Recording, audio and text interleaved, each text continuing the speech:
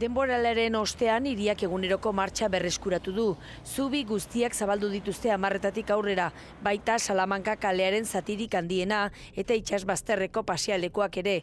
Goizeko 9:00etan amaitu da alerta gorria. Balantze egiteko ordua da, olatu oso altuak espero ziren eta horrelaxe gertatu zen. Baina lehendik hartutako neurriak eraginkorrak izan ziren oraingoan. Enbata etzen hain bortitza izan eta itsaso ondoko guneetan kalteren bat eragin badu ere ezer gutxi. Donostian itsasori begira daudenetan, rotonda diskotekan adibidez, ura sartu zaie baina kaltea aipagarririk gabe. La Perla Talasoan ohiko martxan aurkitu ditugu goizean. Ur filtrazio txiki bat izan dute baina ondorio nagusirik gabe. Eta Kontxako aldageletan eta ondokoetan ura sartu da baina goizerdirako dena zegoen garbituta.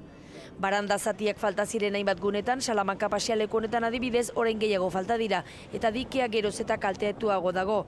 Donostiako alkateak konponketa lanetan hasteko ordua dela esan du. Momentu honetan, ni uste tokatzen dana dela, poliki-poliki, hasila genitun obra horiek konpontzeko hiria egitea, bai guk eta gainontzeko administrazioek. Paseo berrian ez dituzte zeudenak baino kalte gehiago espero, baina goizean ibili dira teknikariak ingurua aztertzen.